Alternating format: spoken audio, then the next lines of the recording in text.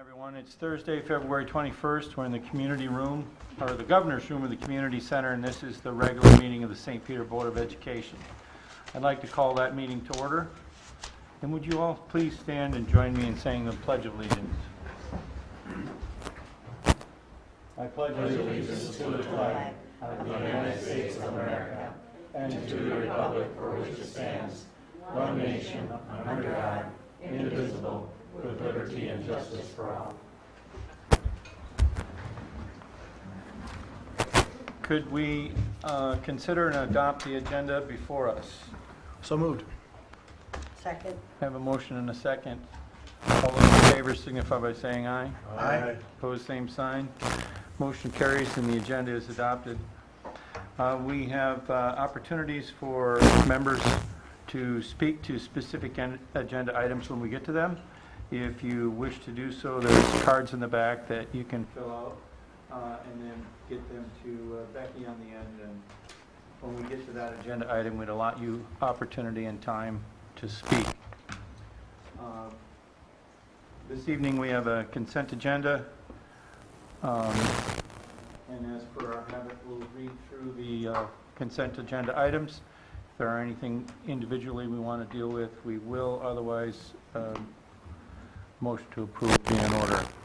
So tonight on our consent agenda, we are approving the organizational meetings of January 7, 2019. We are approving the regular board meeting minutes of January 7, 2019. We are approving a special board meeting minutes on January 22nd, 2019. We are approving the board study session minutes of February 4th, 2019.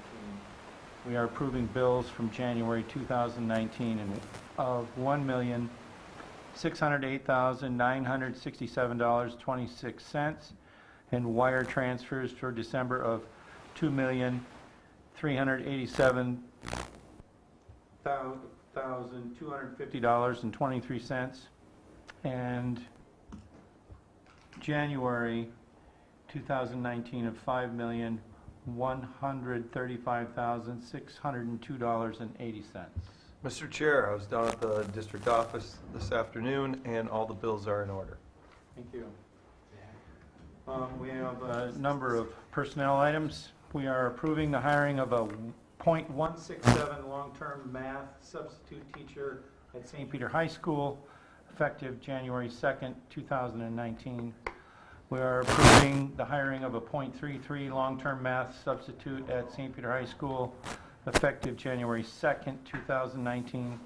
We're accepting the resignation of paraprofessional at North Elementary School, effective January 9, 2019. We're accepting the resignation of the paraprofessional at Hoffman Learning Center, effective January 25, 2019. We're accepting the resignation of a special education paraprofessional at South Elementary School, effective January 25, 2019. We are approving the hiring of a 6.25 hour per day special education paraprofessional and 0.5 hour per day traffic guard at South Elementary, effective January 14, 2019. This is a replacement position.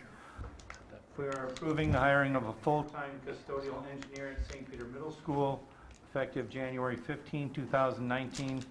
This is a replacement position. We are approving the hiring of 3.5 hour per day school age care assistant for community and family education, effective January 7, 2019. This is also a replacement position. We are approving the hiring of a long-term substitute 6th grade math teacher at St. Peter Middle School, effective January 27, 2019, or the start of a maternity leave.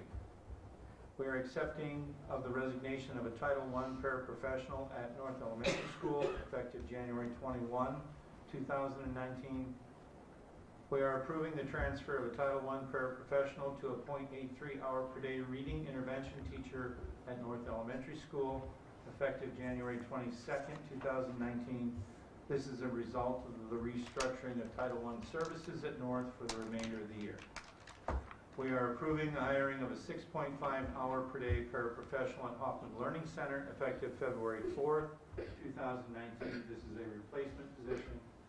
We are approving of an increase to 5 days per week for a paraprofessional at St. Peter High School, effective January 22nd, 2019. This is a replacement position. We are accepting the resignation of a Title I paraprofessional at South Elementary School, effective February 12th, 2019. We are approving the hiring of a school-age care assistant for St. Peter Community and Family Education, effective January 22nd. This is a replacement position. We are approving the hiring of a school-age care assistant for St. Peter Community and Family Education, effective January 22nd, 2019.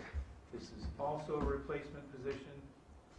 We are approving the hiring of a long-term substitute 5th grade English language arts substitute teacher for St. Peter Middle School, effective February 14, 2019, or the start date of maternity leave.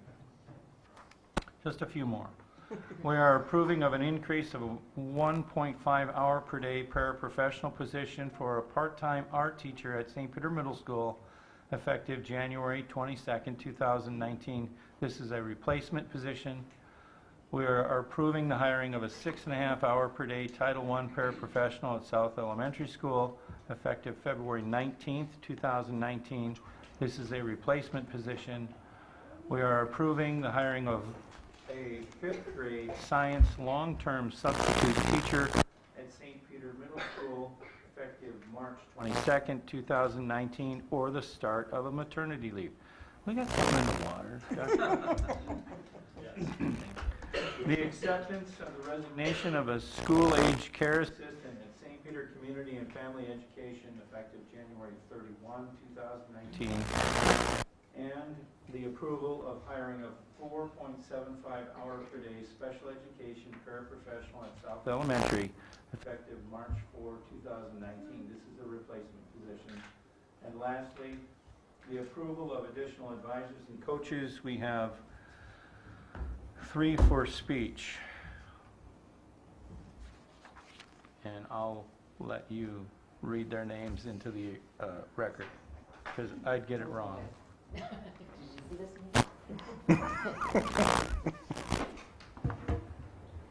The 3 assistant speech coaches are Alicia Elleringer, Caleb Kringle, and Isabel Zwaska.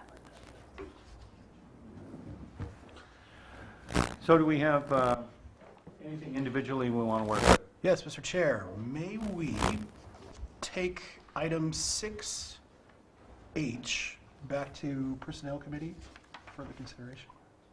Absolutely. 6H back to personnel. Anything else? No, sir. With that adjustment, a motion to approve the consent agenda would be in order. So moved. Second.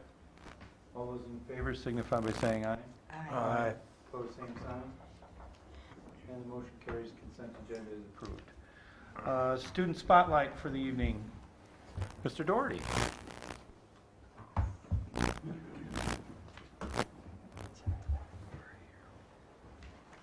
Mr. Chair, members of the board, I'm very excited to introduce you to our February North Elementary Student Spotlight Student of the Month. Her name is Esmeralda Garcia Sanchez. She's a 4th grader at North in Mrs. LeBrun's room.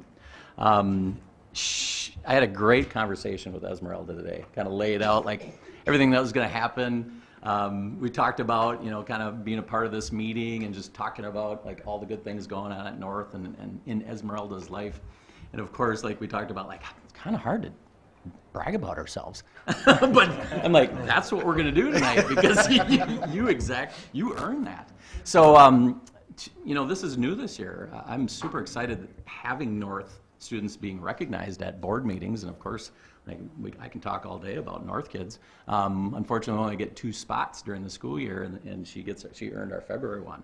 And I sent an email out to the whole building. Mrs. Meixner responded, and she's like, I would like to put about 60 students down, but I think I'm going to have to say Esmeralda is my pick for this month.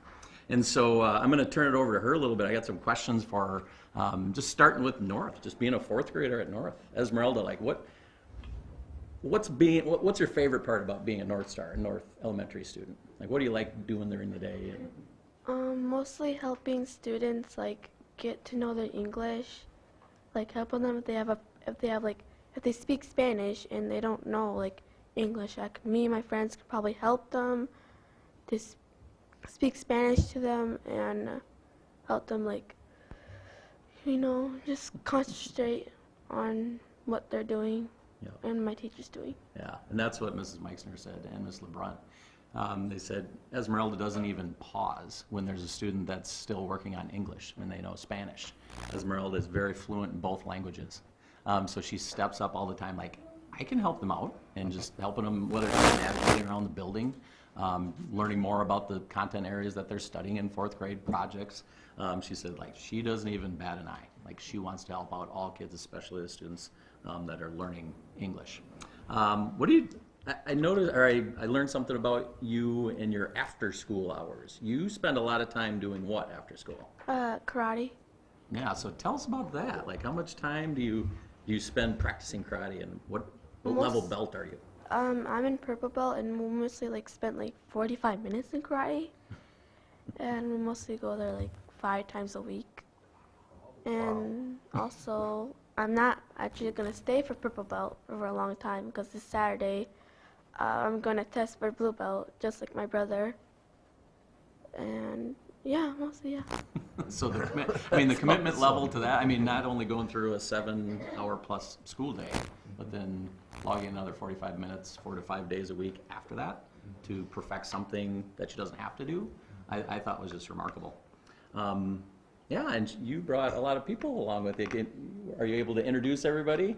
And you kind of point out who's behind here? Oh, okay, so right here is my mom, and the one that's eating is my nephew, and my sister right there, and my brother in the back, and my dad. All right. Thanks for coming so much. But that's Esmeralda, like I said. And we better recognize the teacher that nominated you too. Miss Mike's not. All right. So anyway, congratulations, Esmeralda. You're a wonderful representative of North Elementary School. If anybody has questions for Esmeralda, she'd love to answer them. This statement, Esmeralda, I have no question in my mind you're going to go to college. And when you do, I hope you'll think about being a teacher, because you have so much to offer. We would just love to have you even think about St. Peter sometime in your future. Where's your dojo? My dojo, he's in Mankato. His name is Tim Flynn. I call him Master Flynn because he gives us names that we can call him. And yeah, mostly he teaches really good. He's in a black belt. Helping other students. He goes for other belts too, not just for purple. There's white, yellow, orange, green, purple, red. No, blue, red, brown, black and brown, and black. How far are you gonna go? I don't know. We'll see where it takes you. It's a Well, great thank you. lifetime. Thank you. Congratulations. I see we don't have student council tonight, so that jab us down into our action items, and we have another fun item tonight under action. Dr. Peterson, we're accepting a gift from Kraus Anderson Construction. Yes, Mr. Chair, members of the board, coming to the front table is a face very familiar to St. Peter Public Schools, Gary Benson. We're going to ask Gary to speak here in just a second, but as your board packet indicates, the school district has an ongoing community capital campaign, and from time to time, local individuals, businesses, or not so local, have come forward to provide gifts to the school district for any number of reasons. I'm going to turn it over to the Gifts and Donations Chair, Mr. Carlson, to go over what that committee meeting was all about. But we're really excited to have Gary here and hear his presentation tonight. Yeah, so the Gifts and Donations Committee got together. There's a board policy that gifts of a certain amount or greater need to be approved through that committee, and we are very excited and very thankful to Kraus Anderson, Gary, and for their gift, and we as a committee recommend wholeheartedly the acceptance of the gift from Kraus Anderson. Very good. All right, well, thank you, Board Member Carlson and Mr. Chair, members of the school board, and Superintendent Peterson. It's a privilege for me to be back here and see so many familiar faces again, and it's doubly a pleasure to come and actually be bringing you money, not a pay application, not a change order request, nothing we have to wrestle over. So I'd like to just lay out a little bit what's behind this, and then confer the learning grant to you. So the background on this particular opportunity that Kraus Anderson availed itself of, back when the Energy Policy Act of 2005 was enacted, so this is a federal program, Congress enacted what they called Section 179D of the Internal Revenue Code. And what that did was, at that time, it was to encourage design and construction of energy efficient buildings. And specifically, the program that we applied for with your project and a number of other K-12 projects, it allows public sector and government owners of buildings, which a school district is, to allocate potential 179D deductions for projects that involve the installation of energy efficient, whether it's building envelope, heating, ventilating, air conditioning systems, electrical, lighting, hot water, those types of things. And obviously with your new state-of-the-art high school, there are many number of things that qualified under this act. And so you, as the public owner, had to give us the authorization to submit your project and candidate components of that, and then we, as a privately owned tax-paying company, can apply for that. And we did, and there's actually, well, as I said, we did a number of school projects, including yours. There's quite a process that you have to go through. We had to hire an outside independent auditor to audit the work and that it qualifies, and then of course the feds get to look that over. But the long and short of it is, Kraus Anderson and its owners received tax benefits from this program, and because of that, because of our desire as a company to give back to the K-12 sector, and in particular our partnership with St. Peter Public Schools, we wanted to bring you tonight a learning grant in the amount of $10,000 as a result of this opportunity. And there is a check here too, and it's not just the certificate. So, and Peterson is O-N, not E-N? Okay. So that's what I'm here for, and I'm pleased to have you already say that you want to accept this, and it's an honor to continue our partnership with St. Peter Public Schools, and hope that somewhere down the road you'll tell us how you put this to use, and we always want to check back and find out about that. And who knows, maybe I'll come to another meeting and say hello. Awesome. So thank you. Any questions? Or? Oh, that's great. Thank you so much. No, thank you. Thank you. So requires a motion. I move that we accept the gift from Kraus Anderson. Second. We have a motion and a second. All those in favor signify by saying aye. Aye. Opposed, same sign. Motion carries. Thank you very much. Thank you, Gary.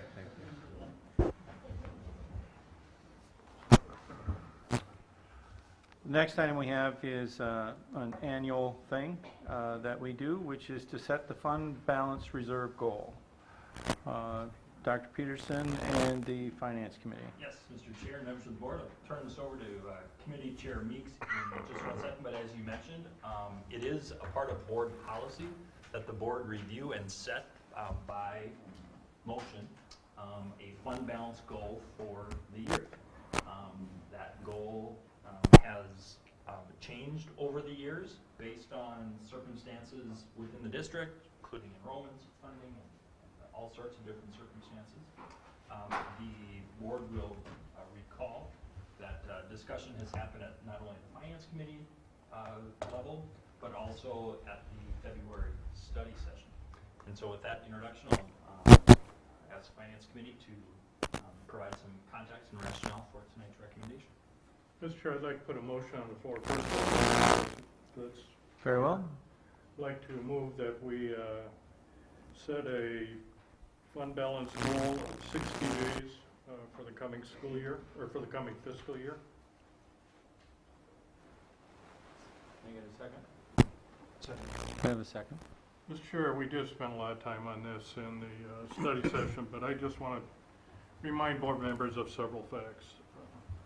This is really an insurance policy. What it does, it allows us to ensure the students that are within our system that are attending the St. Peter Public School at its various levels, that whatever they need, or what is in current practice and whatever they need, will continue as long as feasible. We know we can't promise everybody anything, but we can promise some things. That doesn't happen to be one of them, unfortunately, because we're at the, I think you're going to find out a little bit later this week, some of the things we thought during this legislative session are probably going to change quite drastically. And we always have to be prepared for that. That's why I call this an insurance policy. It's sitting there, it's there when we need it, but we only hopefully touch it when we need it. 60 days is what I believe is short of what I believe is the statewide average of about 80 days. So it's not like we're on the rich side of the districts. We're actually on the bottom half of districts that have a fund balance. And I know you're sick of this, and I know my staff at MSBA was more than sick of this, but you can only spend $1 once. When we spend that dollar, it's gone. I think Mr. Tim isn't here tonight, but I believe he told us that one day is worth about $70,000. That's correct. Okay. So once you spend that $70,000, only one day, then you got to find $70,000 sometime to get it back. And we know one thing from the state budget.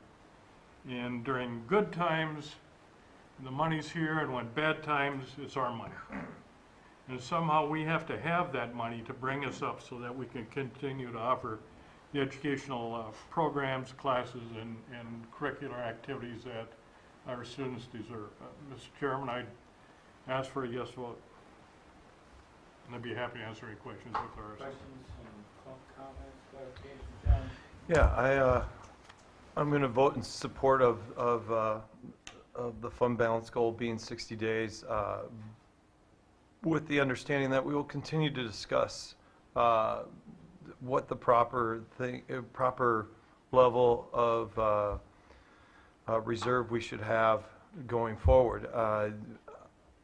The one thing that, while 60 days is great, I think the one thing, we also have other redundancies that we build in, and conservative estimates that also keep us in a good spot overall. And while you can only spend $1 once, if it's going to enhance the educational opportunities for our students and maybe raise our achievement level, I hope that we continue to have ongoing discussions about what might be best.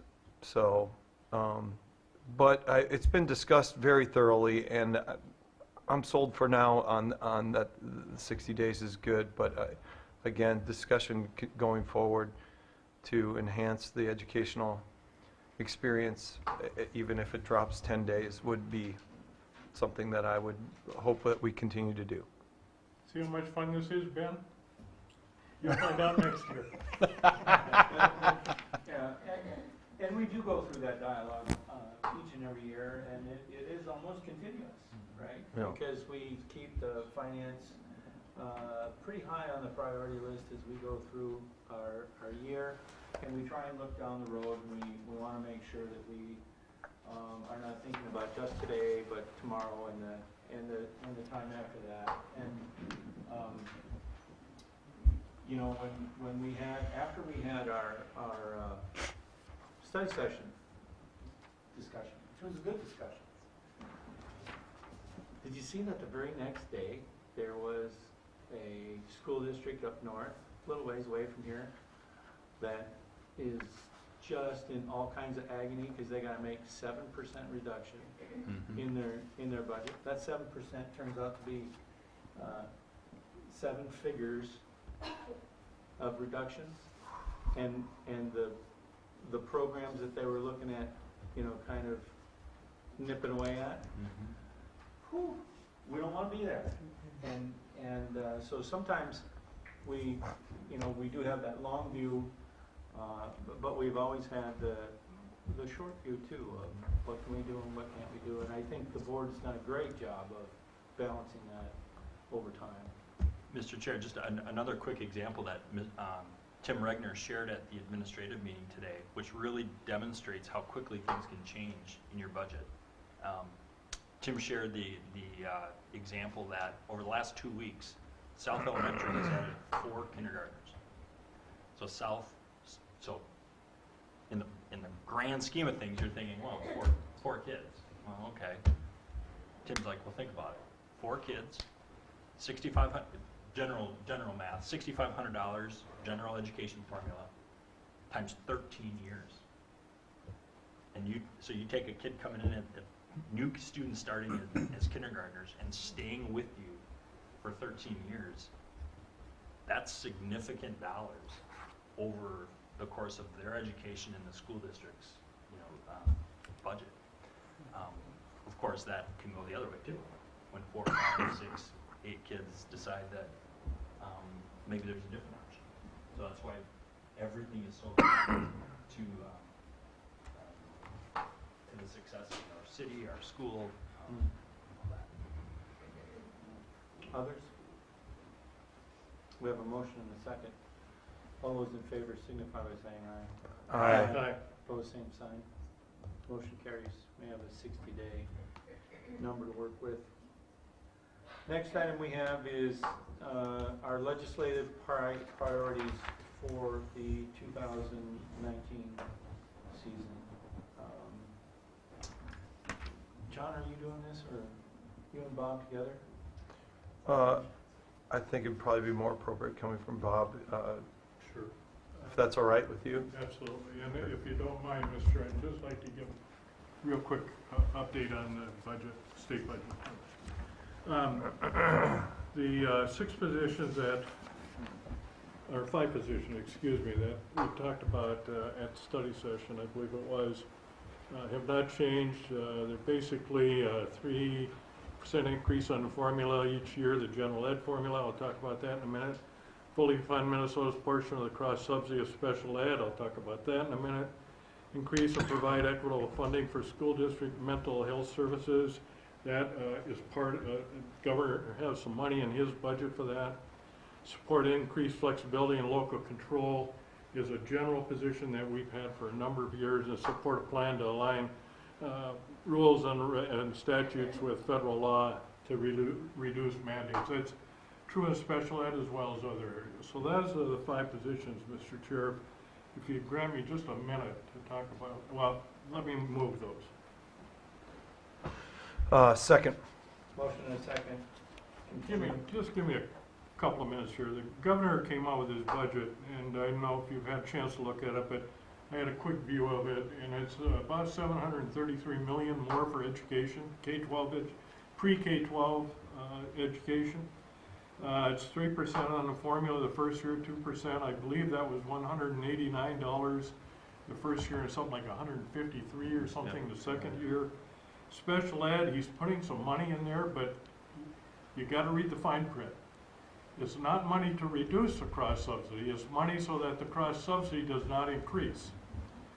And we all know it's a very substantial cross subsidy in St. Peter. I don't know, it's between $400 or $500, I believe, of general ed revenue. And it's not the kids' fault.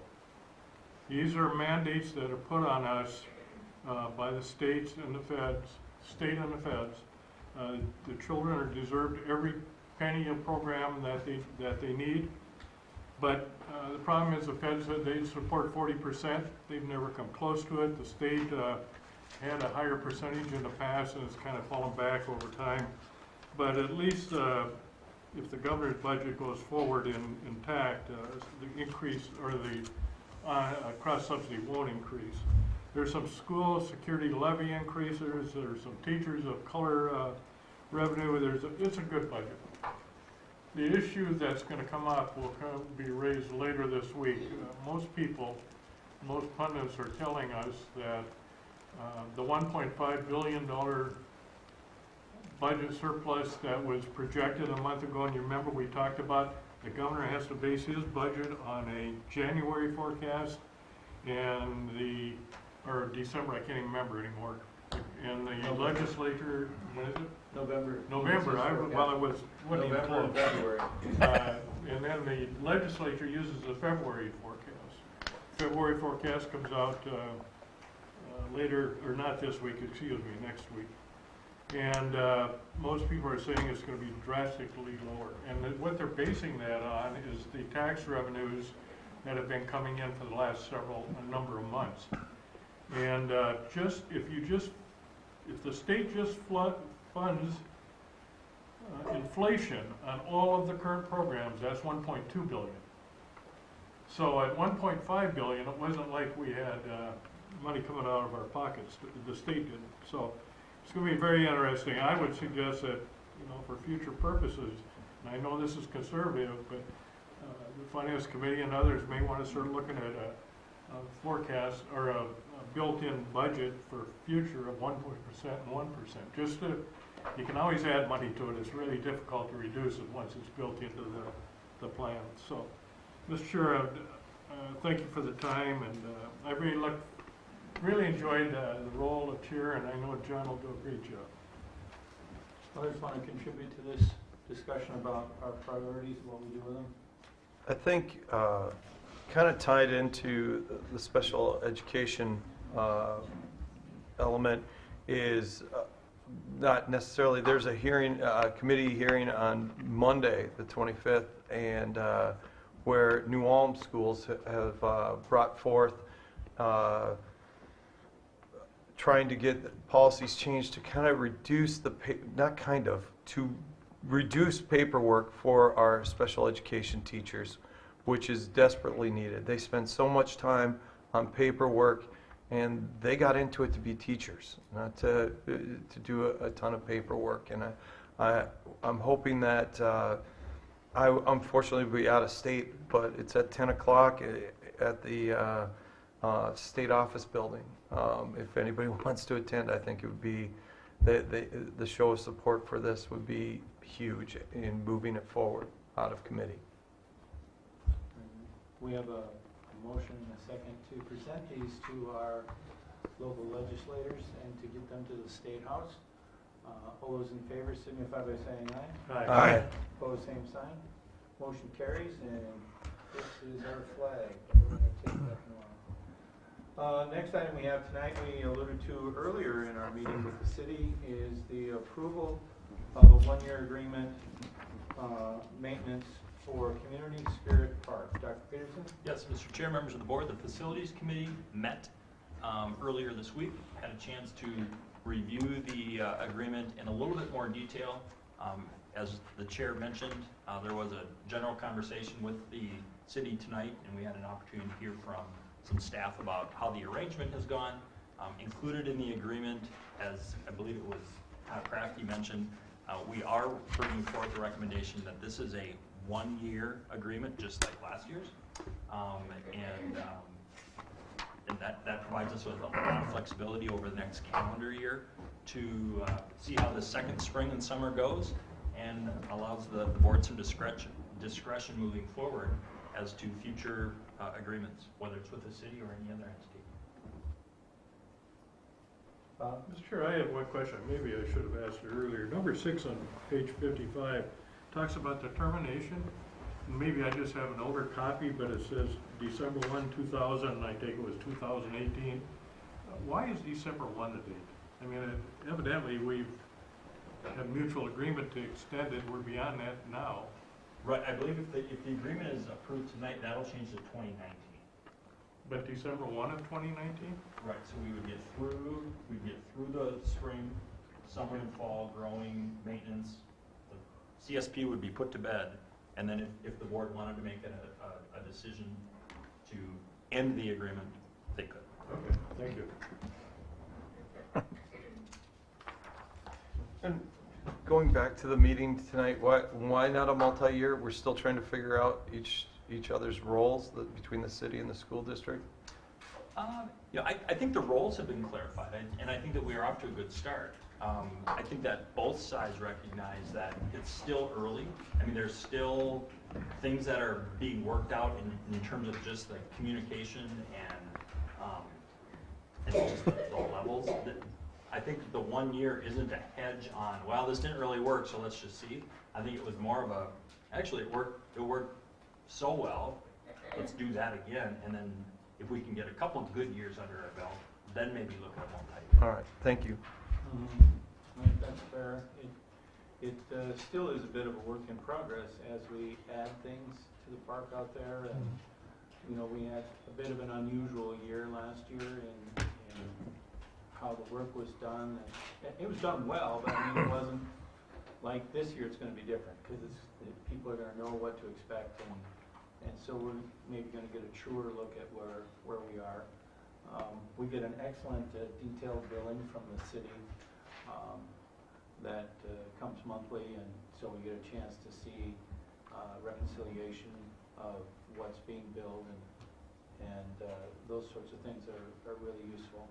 I think one of the other bits too in you know, our practice on the board, whenever we have these type of partnerships or agreements, we usually have a routine manner of looking for an RFP or to look at a different bid or something, whether it's our insurance or it's milk and bread or whatever. I mean, the school board just has a wheel that turns, and so keeping us coming back to the table is not a bad thing here. And it may be that it goes to a 2 or a 3 year thing before it comes back to the table as we gain more experience. But for now, it just, where the city's not really used to that. So we're both learning. Becky, do we have a motion to approve? No? I move we approve the this year's maintenance agreement with the Community Safe Park of the city. Second. We have a motion and a second. Any further questions or comments? Seeing none, all those in favor signify by saying aye. Aye. Opposed, same sign. Motion carried. We have an agreement on our side. City's still got to approve it. Next thing we have tonight is the Achievement and Integration Plan for St. Peter Public Schools. Peterson? Yes, Mr. Chair, members of the board, at the table we have Ms. Prafke and Mr. Lustig, who are going to provide some details, but just as a short introduction, this is really an exciting night for our school district as we enter into the world of achievement and integration. Overarching goal is to improve our equity work, and as we've talked at the administrative level for months and months and months, all of our equity work is focused around reducing barriers and increasing opportunities. That is what the state plan expects, and it's now been virtually a year since we have been working internally, providing brief updates to the board, providing study session dialogues, working on big goals, what the metrics would be for how we're going to establish or how we're going to gauge how well are we doing, are we making those goals, putting together what the specific strategies will be.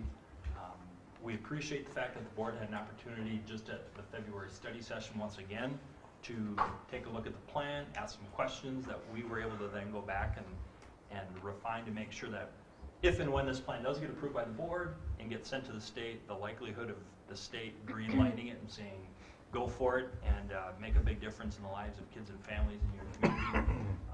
And so tonight is where we get to put, at least in this stage, the final bow on it. But Etiv and John are going to share with the board, but also with our community, about the more specific items, because we can talk about how our integration plan is going to reduce barriers, but what John and Etiv have kind of prepared tonight is, so what are we actually going to do?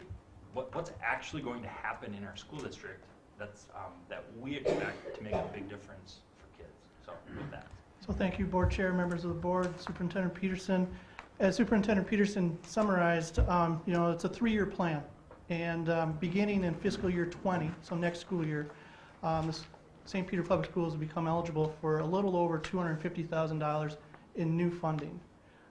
This money can be used for new things, but it cannot be used to replace or supplant things we're already doing. So overall, within the guidelines of the state for how we're going to spend this money, we're going to spend approximately 86% of the new funding directly on student-specific activities. These activities will be focused on a couple key areas. One will be looking to hire 2 student support liaison positions, and these people will directly work with and support students in coordination to expand their academic and college and career readiness.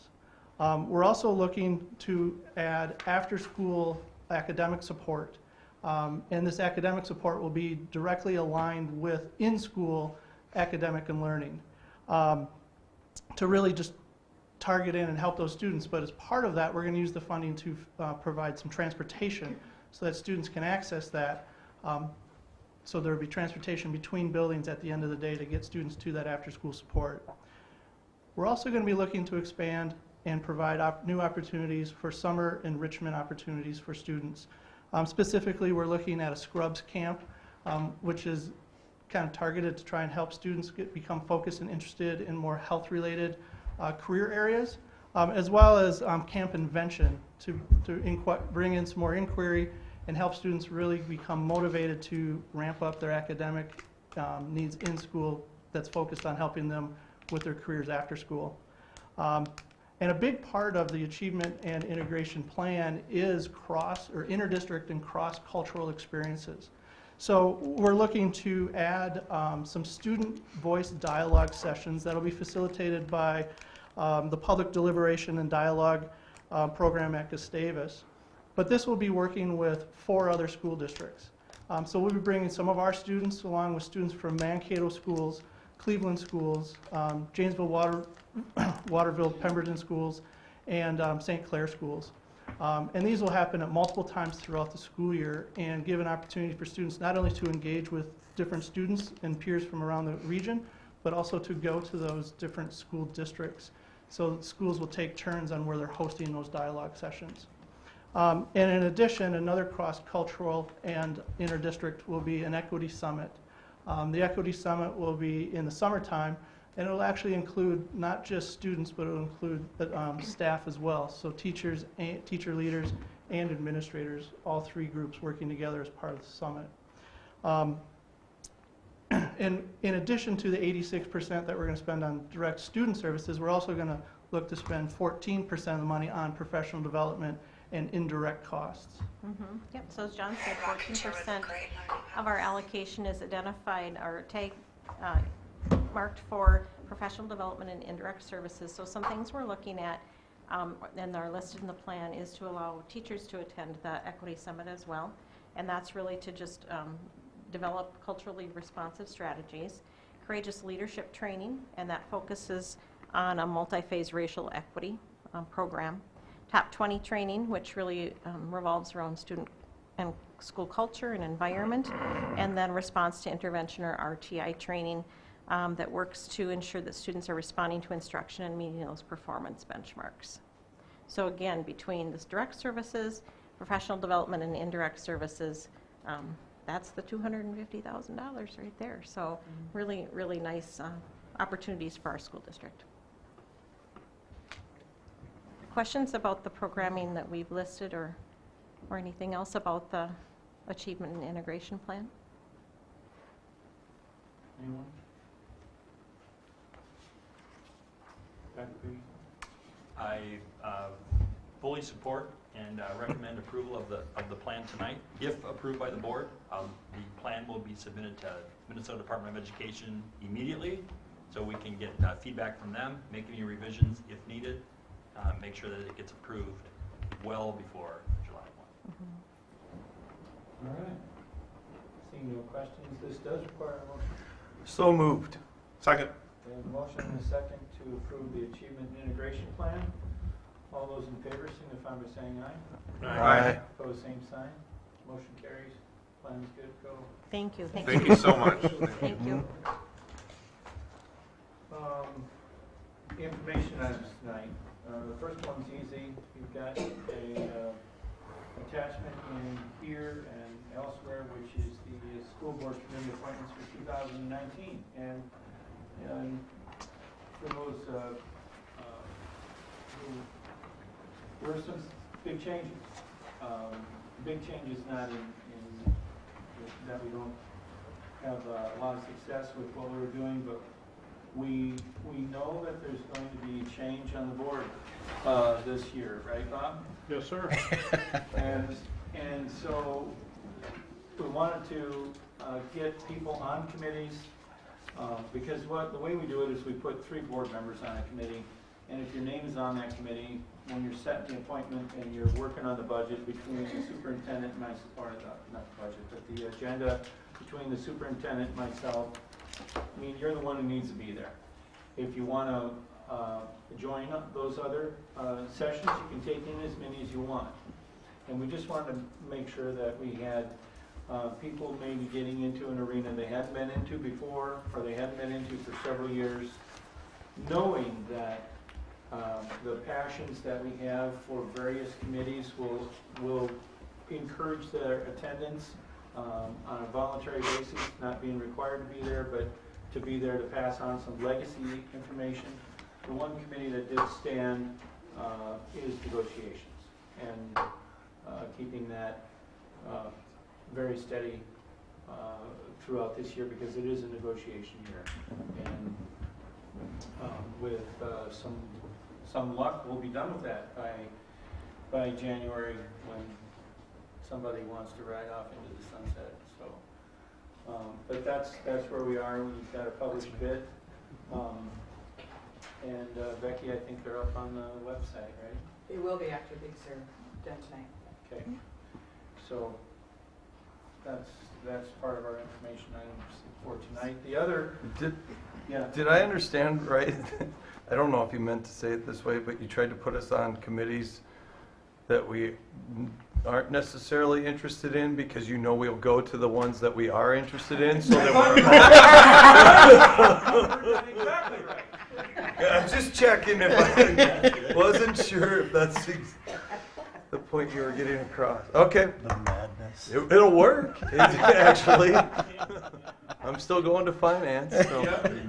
It will work. So that gets us to the next thing we have tonight, which is policy. Ben, are you doing that one? I think I am. Yeah.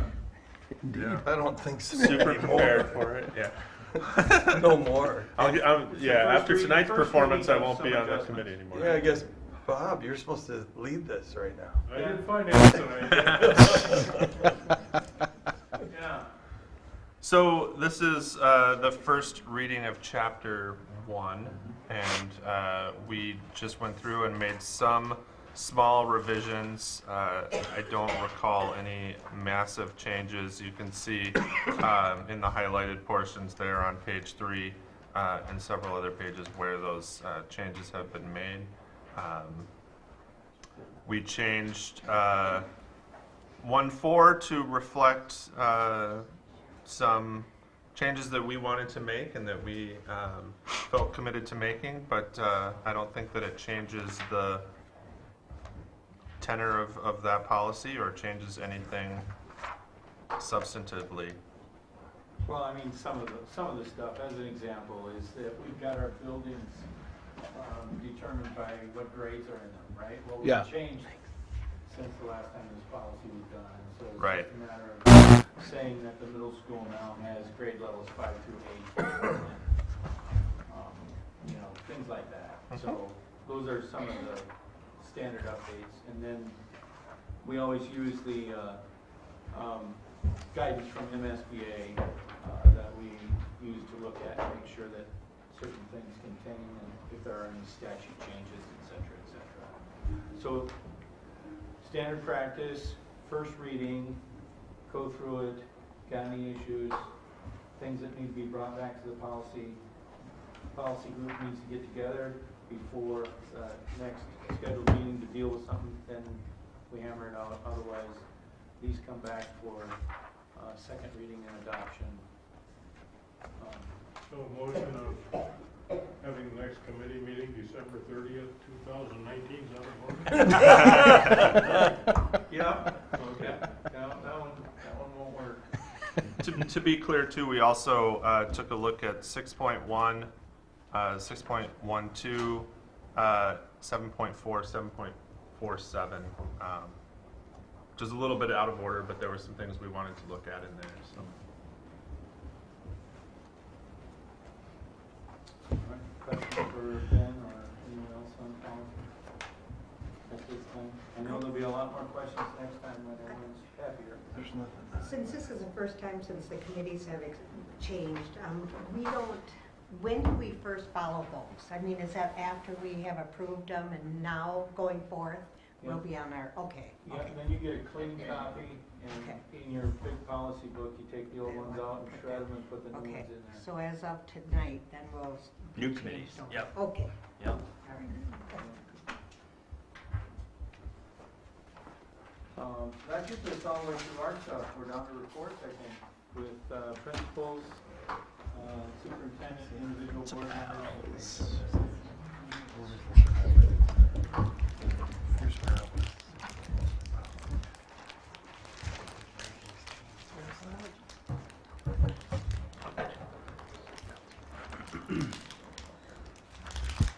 You didn't make it fast, it's cold in here.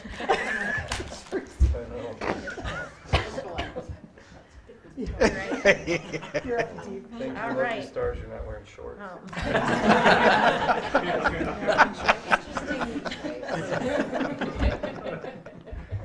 All right, well, things are moving right along in early childhood. With the number of days we've had off, we'll be taking a look at our calendar to see, especially in school readiness, what we'll be able to do there for our families who pay tuition. But it is amazing that the kids get off the bus and they're still ready to go and they're happy to be back at school, and they're mostly talking about playing in the snow, but transition hasn't been an issue as we've had kind of a little bit of a crazy schedule. Saturday, February 23rd, we'll have our school readiness open house from 9 until 11. That gives families an opportunity to come in, see our classroom, see the Early Childhood Center, meet teachers, register for our classes for next year if they'd like. If people are not able to make it, that's fine too. They can contact our office to get registration information. So we are on our way to the 1920 school year. At the end of February here, the beginning of March, we'll be holding conferences with all of our early childhood families. So that's exciting. We get to see the growth. Parents get to see the growth in their students throughout the year. We also started this year at the Early Childhood Center. We've done for years at the elementary schools I Love to Read Month, and we started that now at the Early Childhood Center. And it's been just amazing the number of hearts that have come back with books that families are reading to their children at home, and so we know that that's just a very important foundational experience. So we're excited that our families are participating in that. And then, again, thinking of the 1920 school year, we've begun our transition planning. In fact, our early childhood special education classes took a field trip to South today, the kids that'll be going to kindergarten. And so when we moved into the Early Childhood Center and away from South, that was part of our transition planning, is that we'd have field trips, and they'll be going once a month now to get familiar with that setting and the people there and those types of things. So we're excited about that. And it was great to see them come through the door. They introduced themselves. About every third student just shouted out their name to me, so it was fun to see them. And if you remember, South is located at the bottom of the hill. Well, with all the snow, we are just about up to Scholarship America now. We're not worried about sledding anymore at South because we're just level way up. At South, we have been looking, continuing with our work in the Top 20 program, and each month we have a new theme. It's about every 4 weeks, and so it doesn't work out to just on the month marker. But the area that we're focusing on right now is EQ, and that is the emotional, your emotional IQ, and just talking about how there are star qualities that you have, which are your natural gifts, and then there are gifts that you develop. and there are IQ gifts, and then there are emotional gifts, and how we can develop those and work our mindset so that we can do whatever we set our minds to do. So I'm really working on that and developing personal strengths, and rolled it right into Valentine's Day, which leads itself to kindness and recognizing kindness in others and looking for ways that we can be kind to one another. So those are all some of those soft life skills that we are covering at South, in addition to the academic areas. I had the opportunity to travel with representatives from each of the buildings to a national literacy conference, and it was just amazing to hear some of the best practices from some of the gurus in literacy, and I'm excited to share. We've got a meeting next week for all of us to kind of take a look at the action plan that some of these instructional coaches and the literacy leaders in the building have kind of helped put together to kind of help shape some of our ELA work. Our access testing will begin next week for our kindergarten and first grade students, and it's a rather long process because the kindergartners are each assessed individually, one-on-one, paper and pencil, by Ileana DeReamer, who is our ELL instructor. And that really just looks at the 4 domains of listening, speaking, reading, and writing. And what we'll be doing is measuring the progress from for the early the English language learners from the beginning of the year to where they're at now. So that helps us identify how many students and what level of services we need to be providing for them.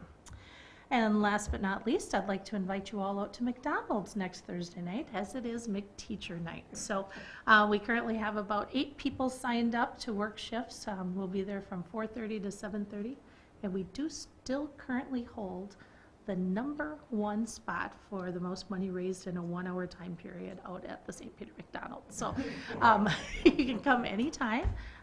We will get you a burger and fries, whatever you need. So, and the parent council in turn gets 15% of the profits that night, which they turn around and use for enrichment programs for our students. So it's always a fun night out there. We'd love to have you join us. We have Shamrock Shakes on the menu. Yes, yes, yes. Does it work if you use the app? I'm just asking for the super. It might work better to just text, because usually the line is going out into the road, so we can get you whatever you need. Mr. Dixon, I With was a just going to say smile. the same thing. I would like Mrs. Elke to make my Shamrock Shake. Thank you. Well, greetings from North Elementary. Lots of events going on at North here this last month and coming up in March. Mentioned last time, one of my favorite nights of the school year at North is the Arts and Academic Night, and that was on the 12th of February. Wonderful night. I mean, the showcase is just kids' talent, and nothing's required to participate. I mean, these kids are just signing up to play piano, to sing. We had a beatboxer. I was on Twitter. That it was phenomenal. I mean, he has a career in front of him. Like it stopped the show. Like people were cheering so much. Students that put visual arts on display all over the art room outside the media center, buying books at the book fair, and then it's a laid back night, but it's so exciting because it's just straight up kids' talent.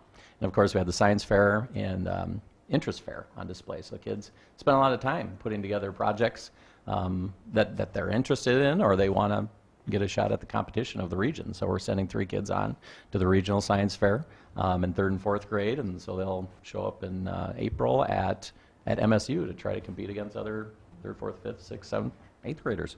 So good luck to them, and thanks for our organizers for that, Ms. Steele and Mrs. Malls. Also, the whole month, that blends into our whole month of some programs call it, like I Love to Read Month. We switch it up a little bit for the North kids. Get caught reading. Got to put a challenge on there. Like, we're not going to do it. But no, they do it. They are walking around the building with books in hands all the time. Baskets full of books going back to the media center, all sorts of evidence. We have like a little poster reveal going in the office where kids kind of demonstrate their knowledge of books they've read, so then they get to come up and take a Post-it note off this huge poster. Got to try to figure out what the theme of the 5 posters are. Anything from that to door decorating with their favorite cover of a book, and dropping everything and read on Thursdays for half an hour, like everybody in the building. So just want to thank the teachers and the students for working so hard to show like how important literacy and reading is. Also, this is really exciting. We're in the design process of putting up a new playground outside of North, and it's been a long time since we had a new playground. We have a couple playgrounds out there, and one of them is going to be replaced. And we have 4 of the 3rd grade homerooms are working on a problem-based or project-based unit right now. And last week I got to spend quite a bit of time on the playground supervising, interacting with kids, and all of a sudden, pairs of 3rd graders would come out with a clipboard and they're checking off stuff. So they're collecting data on what parts of the playground is used the most. So they're like, nope, 3 kids over here, 2 over here. I don't know what these guys are doing, over here. And they're like, Mr. Doherty, the playground that's being used the most is that huge pile of snow. Can we incorporate that in the playground? Well, every winter you can, and based on this year, but it's great. So, like I said, I'm really excited about 3rd grade teachers knowing that those 3rd graders will be 4th graders next year. They're going to be able to use that, bringing in the PTO to take a look at additions to the playground. But they're using the data of the students that they're collecting, that parts of the playground the kids use. So, it's perfect. It goes right along with that problem-based learning and project-based. And then excited about 4th grade opportunity next week. Every year we have kindness retreat. So Mr. Rebar, social worker, helps to write a grant. We got that grant again this year. So all 4th graders will go down to Johnson Hall. And then student council from the high school, our National Honor Society, I believe, come to help facilitate that along with a group from the cities. They just talk about what makes us different, what makes us the same. There's a lot of singing, there's probably some dancing, a lot of pizza. But it's an all-day retreat for 4th graders. And the 4th grade teachers come back every year and they're like, these kids are different. And it's perfect timing. And they're the leaders of the building. And it's just that getting away from the building and having that little retreat to realize how powerful those interactions are.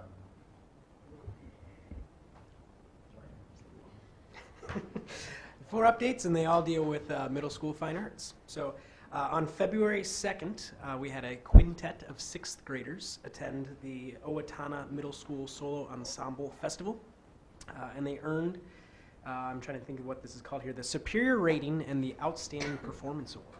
So pretty impressive. On March 8th, our theater department will be putting on their version of Alice's Adventures in Wonderland, and that will start at 7 o'clock at the middle school auditorium.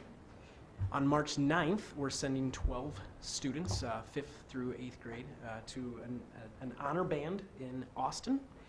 And then finally, we have a big week of concerts coming up at the high school. March 11th, we have our 5th and 6th grade band. March 12th, we have our 7th and 8th grade band. And March 14th, we have 7th and 8th grade choir. So please come to those.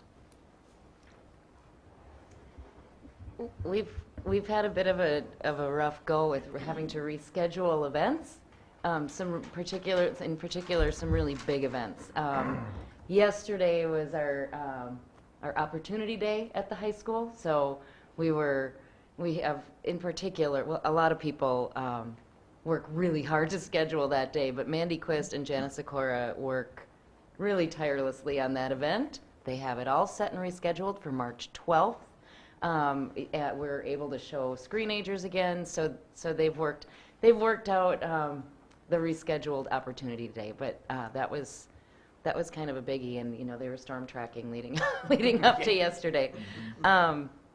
We also are having to reschedule the visit from our 8th graders to the high school. They were scheduled to come in on an early release. It's not quite the same as the kids coming in and introducing themselves to you. But we really look forward to hosting the 8th graders at the high school.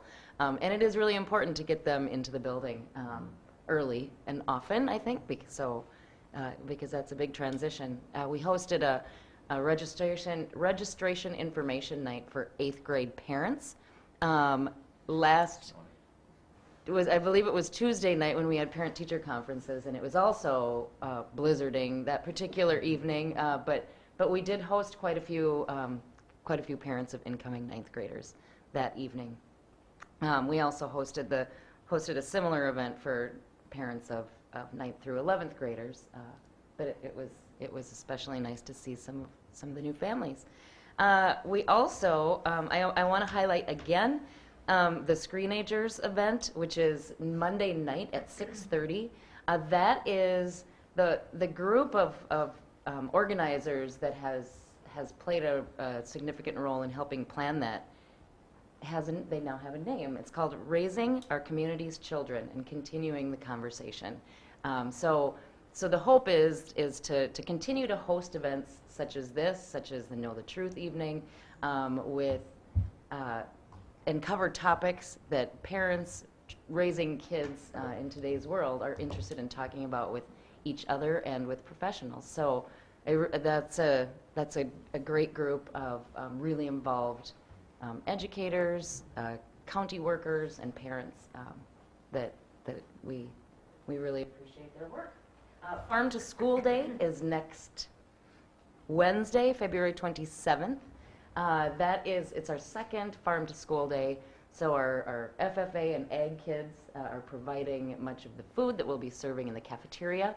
There's also a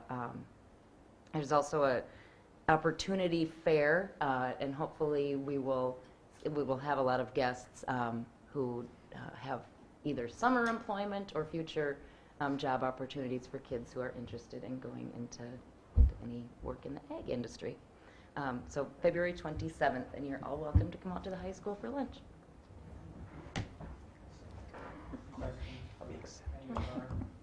I also noticed that we needed to reschedule the ACT exams. Yes. March That 12th. affected our household.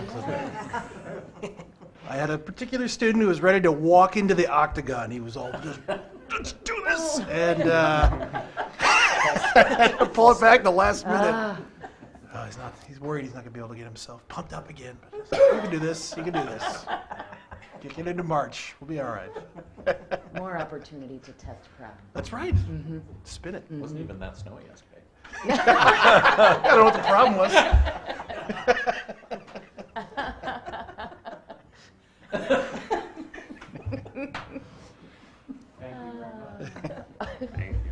Thank you.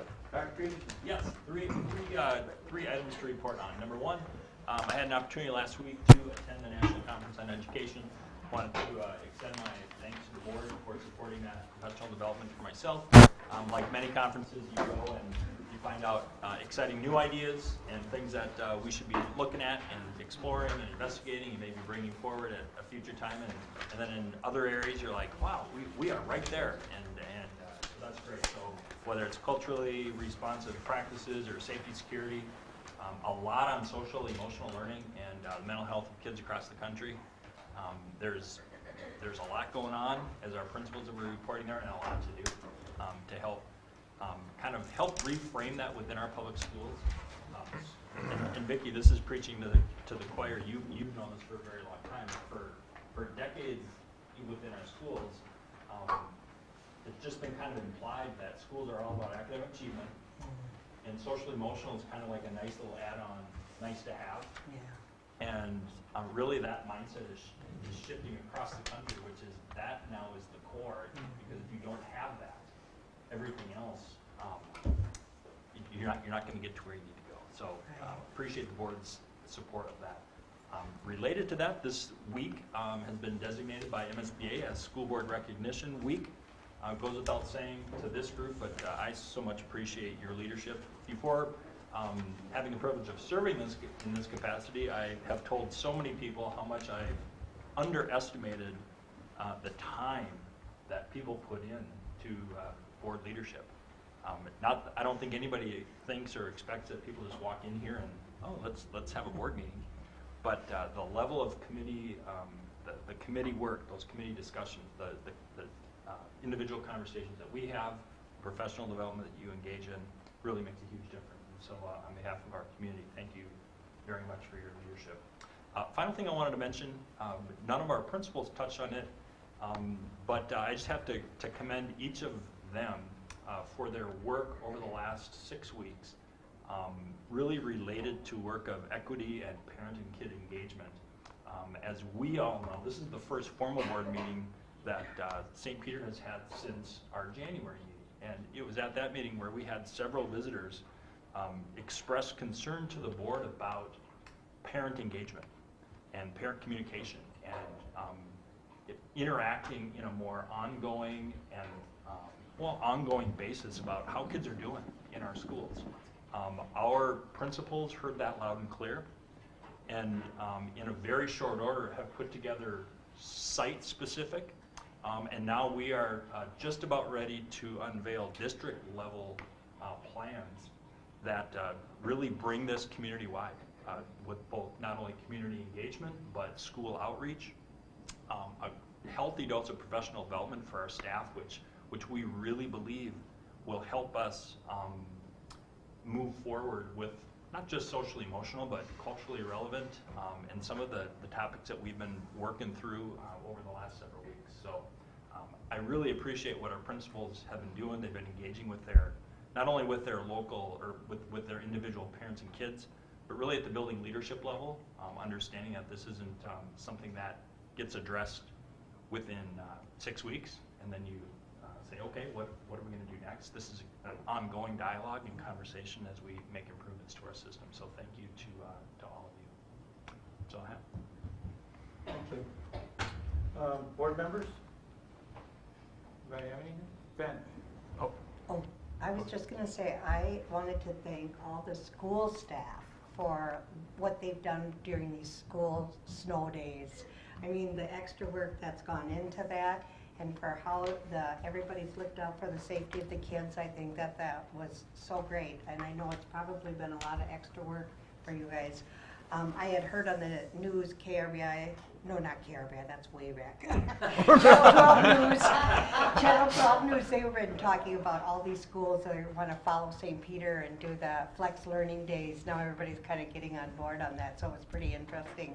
They had mentioned St. Peter and how they had done that. And I really commend the teachers and the staff for trying to keep the kids safe. I think that was great. Done a good job.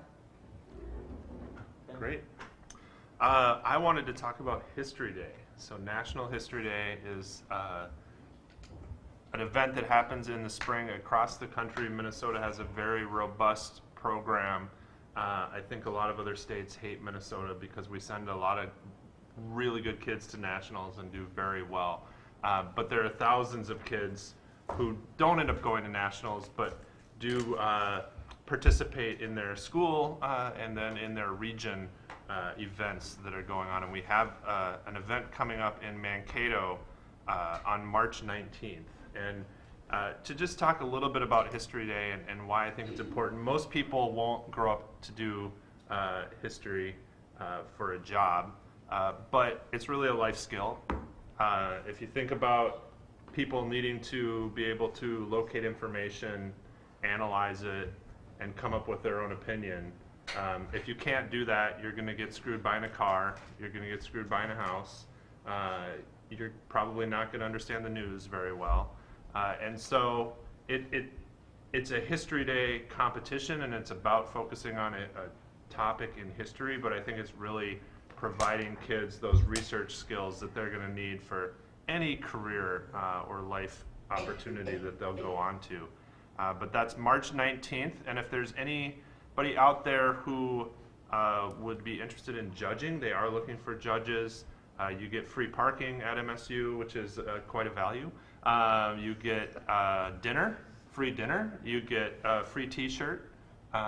So you could layer for the next meeting in here if you needed to.